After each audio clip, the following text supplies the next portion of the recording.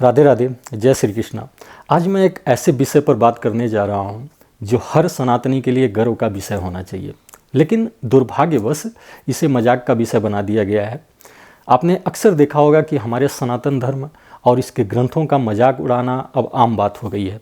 यहाँ तक कि बॉलीवुड फिल्मों में भी यही सब देखने को मिलता है। पर क्या ये सही है? क्या ये उचित है कि हम अपनी हजारों साल पुरानी संस्कृति, जो कि ज्ञान और विज्ञान का भंडार है, उसका मखौल उड़ाएं? दोस्तों, सनातन धर्म सिर्फ पूजा और आस्थाओं तक सीमित नहीं है, यह जीवन का विज्ञान है। इसमें हमारे पूर्वजों ने हजारों साल पहले वो बातें लिख दी थीं जिन्हें आज आधुनिक विज्ञान खोजने की कोशिश कर रहा है। उदाहरण के लिए ऋग्वेद में कहा गया है, पृच्छामित्वा परमन्तं पृथिव्या पृच्छामि यत्र भुवनस्य नाभि पृच्छामित्वा विष्णु अश्वस्य रेतः पृच्छामिवाच परमं व्योम। अर्थात इस मंत्र में पूछते हैं कि इस पृथ्वी का अंत क्या है और इस आकाश की नाभि अर्थात मध्य क्या है। तो आगे कहते हैं, इयं वेदी परो अंतः पृथिव्या अयं यज्ञो भुवनस्य नाभि।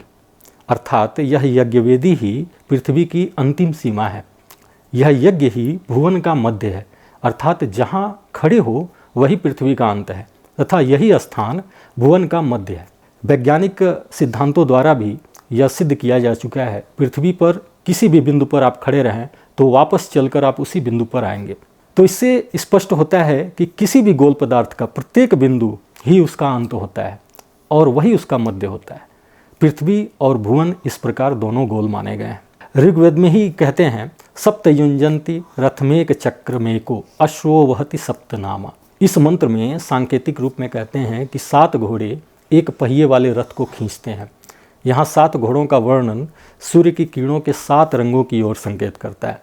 इतना ही नहीं, ऋग्वेद के पहले मंडल के 105वें सूक्त में स्पष्ट भी कहा गया है कि सूर्य की 7 किरणें होती हैं, जो कि न्यूटन के प्रिज्म थ्योरी से सटीक मेल खाती हैं। कहते हैं, अमी ये सप्त रश्मयस तत्रा में नाभिरातता। इस मंत्र में कहते हैं ये 7 रंगों वाली सूर्य किरणें जहाँ तक जाती हैं वहाँ तक ईश्वर का क्षेत्र माना गया है।